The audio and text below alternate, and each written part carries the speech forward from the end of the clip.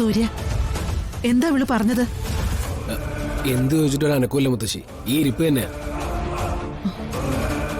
6, 7, 8, 9.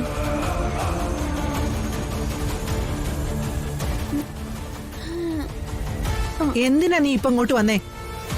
ആരുടെ കൂടെ വന്നേ? അങ്ങനെ ചെയ്യില്ലേ. മനസ്സിന് സുഖമില്ലാത്ത ഒരാളെ ഇത്രയും ദൂരത്തേക്ക് പോരാൻ ഒരാള് സമ്മതിക്കില്ല. അപ്പൊ ഇതിലെന്തോ കുഴപ്പമുണ്ടല്ലോ. എന്റെ കുഴപ്പം മുത്തശ്ശി, അവളുടെ മനസ്സില് ചിലപ്പോ കണിമംഗലത്തിനെ കുറിച്ച് ഓർമ്മ കാണും. കൂടുതൽ ഓർമ്മകൾ എന്നെ കൊണ്ട് പറയിപ്പിക്കല്ലേ കൽപ്പനെ.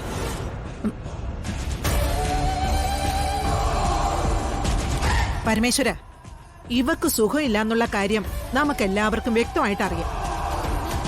അതിന്റെ പേരില് നമ്മുടെ കുടുംബത്ത് പ്രശ്നങ്ങൾ ഉണ്ടാവാൻ പാടില്ലല്ലോ. അതെ അമ്മേ, ഇവളിവിടെ വന്നത് വരുൺ അറിഞ്ഞാൽ പ്രശ്നമായിരിക്കും. ഒരു കാര്യം ചെയ്യട്ടെ, സൂര്യ ഇവളെ അവിടെ കൊണ്ടുപോയി വിടട്ടെ, അതല്ലേ നല്ലത്. സൂര്യ, ഇവളെ വിളിച്ചോണ്ട് പോ. അവിടെ ചെന്നിട്ട് ദേവനാരായണൻ തിരുമേനിയെയും യശോദയെയും ഏൽപ്പിച്ചിട്ടേ പോരാവൂ.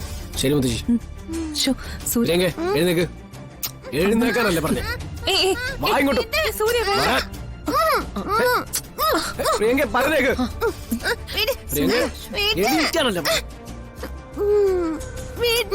പറയുന്നേക്കും. പ്രിയങ്ക എണീക്ക്.